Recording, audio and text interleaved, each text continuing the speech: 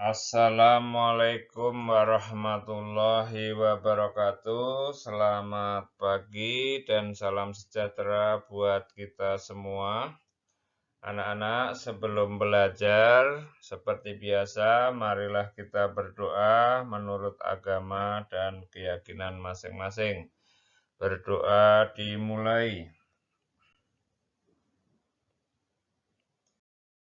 Berdoa selesai.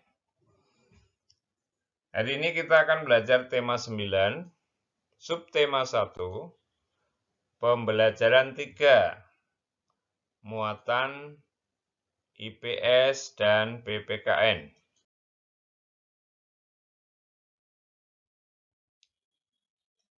Anak-anak, di manakah kamu tinggal? Apakah di daerah pegunungan, pesisir, atau perkotaan? Apakah di daerah kalian itu terdapat atau dijumpai iklan penawaran berbagai benda? Apakah di daerah-daerah tersebut masyarakatnya menjunjung nilai persatuan dan kesatuan? Ayo kita pelajari bersama. Indonesia merupakan negara kepulauan terbesar di dunia. Negara Indonesia memiliki posisi geografis yang unik sekaligus menjadikan posisi yang strategis. Hal ini dapat dilihat dari letak Indonesia yang berada di antara dua samudra, yaitu Samudra Hindia dan Samudra Pasifik. Indonesia juga terletak di antara dua benua, yaitu benua Asia dan benua Australia. Letak geografis ini sangat memengaruhi keberadaan wilayah Indonesia, baik dilihat dari keadaan fisik dan sosial atau ekonomi dan politik. Amatilah peta berikut. Nah, ini adalah peta Indonesia. Indonesia memiliki 34 provinsi yang membentang dari Sabang sampai Merauke. Yang terlihat pada peta adalah merupakan peta Indonesia. Terlihat tampak pulau-pulau besar seperti Pulau Sumatera, Pulau Jawa, Pulau Kalimantan, Pulau Sulawesi, dan Pulau Papua. Nah, di samping yang terlihat besar ini, terdapat juga pulau-pulau kecil. Karena Indonesia sebenarnya memiliki lebih dari 13.000 pulau yang tersebar dari Sabang sampai Merauke tadi ya. Nah, Indonesia secara astronomis terletak di antara 6 derajat lintang utara sampai dengan 11 derajat lintang selatan dan 95 derajat bujur timur sampai 141 derajat bujur timur. Yaitu letak secara astronomis. Ya, kita perhatikan petanya. Amatilah gambar peta tersebut. Kemudian tuliskan nama daerah-daerah yang pernah kamu kunjungi.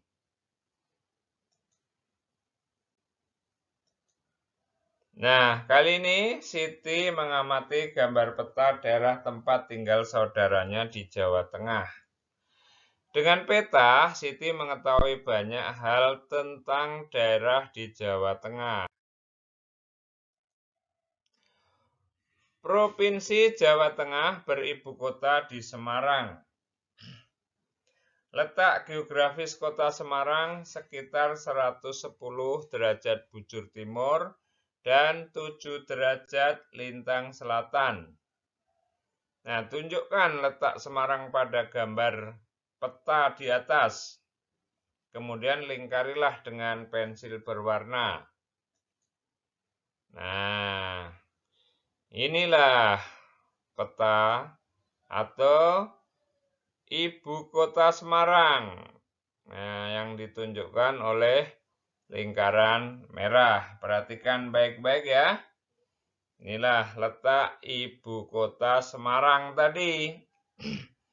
Ini ya, karena ini Semarang itu terletak di Provinsi Jawa Tengah. Ya, kita lanjut. Berikut nama-nama kabupaten yang ada di Jawa Tengah. 1. Kabupaten Banjarnegara. 2. Kabupaten Banyumas. 3. Kabupaten Batang. 4. Kabupaten Blora. 5. Kabupaten Boyolali. 6. Kabupaten Brebes. 7. Kabupaten Cilacap. Dan 8. Kabupaten Demak. Anak-anak, nomor 1 ini ya tertulis Kabupaten Banjarnegar. Nah, ini kurang A ya. A-nya ketinggalan. Jadi kalian bisa menambahkan sendiri ya. Di sini huruf A. Nih, perhatikan nomor 1 ini. Nomor 1 ini bukan Kabupaten Banjarnegar ya, tapi Kabupaten Banjarnegara. Nah, karena ini kurang 1 hurufnya, yaitu huruf A. Makanya kalian bisa menambahkan sendiri nih. Yang nomor 1, Kabupaten Banjarnegara. Ini. Oke, lanjut. Letak kota atau tempat pada peta dinyatakan dengan garis bujur dan garis lintang. Jarak 2 garis bujur berdekatan sebesar 1 derajat. Jarak 2 garis lintang berdekatan sebesar 1 derajat. Garis bujur terbagi 2, yaitu bujur barat atau BB dan bujur timur atau BT. Garis lintang juga terbagi 2, yaitu lintang utara atau LU dan lintang selatan atau LS. Nah, kalian lihat ini gambar globe atau tiruan bumi ya. Ini gambar globe atau tiruan bumi. Ini ada 2 gambar. Yang pertama adalah gambar yang menunjukkan adanya garis lintang. Nah, ini garis lintang itu melintang. Ya, seperti yang ditunjuk pada anak panah. Ini adalah garis lintang. Karena melintang nih ya. Kemudian gambar yang kedua adalah garis bujur. Karena ini adanya garis bujur. Nih yang ditunjuk oleh anak panah. Nih karena garisnya membujur. Nah, ini 2 gambar ini menunjukkan garis lintang dan garis bujur. Paham ya? Tadi yang disebut dengan garis bujur dan garis lintang. Oke, lanjut. Nah, perhatikan gambar ini. Ini adalah gambar orang yang sedang melakukan gotong royong. Ya, melakukan gotong royong, saling bahu-membahu. Nah, kerja bakti namanya di lingkungan. Ini mereka saling bekerja sama.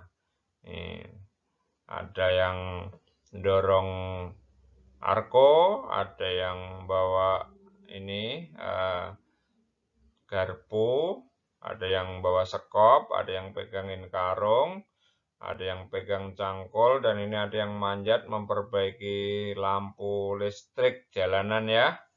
Oke, kita perhatikan. Lanjut. Ya, ini muatan PPKN sekarang ya. Gambar di atas merupakan contoh wujud persatuan dan kesatuan dalam masyarakat. Setiap provinsi mempunyai kabupaten. Setiap kabupaten memiliki kekhasan masing-masing. Namun demikian, tentu saja antara kabupaten yang satu dengan lainnya tetap menjunjung persatuan dan kesatuan. Tidak hanya di dalam lingkup kabupaten. Dengan orang terdekat pun kita harus menjunjung persatuan dan kesatuan, terutama dalam keluarga. Ya. Pahamilah kata-kata berikut, yaitu bersatu kita teguh, bercerai kita runtuh. Nah, perhatikan gambar berikut. Nah, Gambar di atas juga mencerminkan persatuan dan kesatuan. Mereka bergotong royong dalam membersihkan lingkungan. Dan masih banyak lagi contoh-contoh yang mencerminkan persatuan dan kesatuan dalam masyarakat ya. Ya, ini contoh yang lain atau salah satu contoh lagi yang merupakan atau mencerminkan persatuan dan kesatuan. Nah, ini bekerja sama membersihkan lingkungan ya. Oke. Nah, di samping itu, walaupun tadi ada contoh-contoh perilaku yang mencerminkan persatuan dan kesatuan, namun ada juga contoh-contoh perilaku yang tidak mencerminkan persatuan dan kesatuan. Nah, pada tabel ini kita bisa memperhatikan yang sebelah kiri adalah merupakan contoh perilaku mencerminkan persatuan dan kesatuan. Kemudian yang sebelah kanan contoh perilaku yang tidak mencerminkan persatuan dan kesatuan. Nomor 1, membersihkan lingkungan bersama-sama. Nah, ini contoh perilaku yang mencerminkan persatuan dan kesatuan. Sebaliknya, ini tidak pernah ikut serta dalam membersihkan lingkungan. Nah, ini contoh perilaku yang tidak mencerminkan persatuan dan kesatuan. Jangan ditiru ya. Ini kalian harus mencontoh yang sebelah kiri. Kemudian yang kedua, menjalankan kewajiban sebagai anggota keluarga dengan tulus dan ikhlas. Jadi kalau di dalam keluarga itu disuruh apa-apa ya harus tulus dan ikhlas. Jangan seperti pada sebelah kanan, contoh perilaku yang tidak mencerminkan persatuan dan kesatuan, yaitu melakukan kegiatan dengan terpaksa atau setelah ditegur orang tua. Nah, setelah ditegur atau dimarahi oleh orang tuanya baru melakukan kegiatan atau menjalankan kewajiban. Nah, ini contoh yang tidak mencerminkan persatuan dan kesatuan. Kemudian yang ketiga, menghormati perbedaan agama, suku, daerah, adat, dan kebudayaan dalam masyarakat. Nah, karena Indonesia itu terdiri dari berbagai suku, agama, dan ras. Nah, makanya kita harus menghormati perbedaan itu. Nah, ini adalah contoh perilaku yang mencerminkan persatuan dan kesatuan, dan itu harus kita pupuk, ya. Harus kita pupuk. Nah, jangan seperti contoh yang di sebelah kanan, mempermasalahkan perbedaan agama, suku, daerah, adat, dan kebudayaan dalam masyarakat. Nah, tidak boleh membeda-bedakan sesama teman, sesama bangsa Indonesia, tidak boleh membeda-bedakan. Kita harus tetap bersatu, ya, menjaga persatuan dan kesatuan. Yang keempat, mengutamakan kepentingan umum. Jangan seperti yang sebelah kanan mengutamakan kepentingan pribadi. Jadi kita selalu mengutamakan kepentingan umum.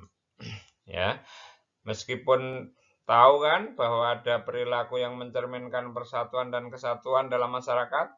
Nah, sebaliknya kan ada pula perilaku yang tidak mencerminkan persatuan dan kesatuan dalam masyarakat.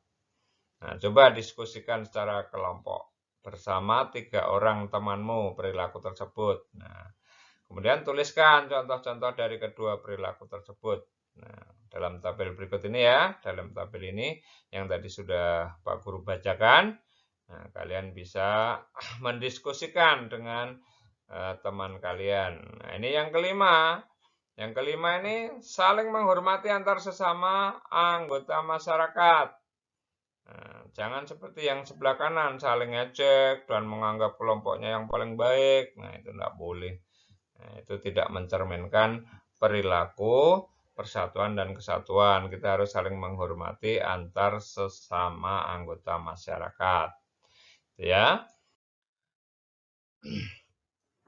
Dari segi geografis, negara Indonesia membentang antara 6 derajat lintang utara sampai 11 derajat lintang selatan. dan 95 derajat bujur timur dan 141 derajat bujur timur, yaitu dari Sabang sampai Merauke. Oleh karena itu perlu adanya rasa persatuan dan kesatuan. Nah, apakah kamu mengetahui makna persatuan dan kesatuan bangsa Indonesia? Nah, bacalah tulisan berikut. Makna penting di dalam persatuan dan kesatuan bangsa Indonesia adalah sebagai berikut. 1.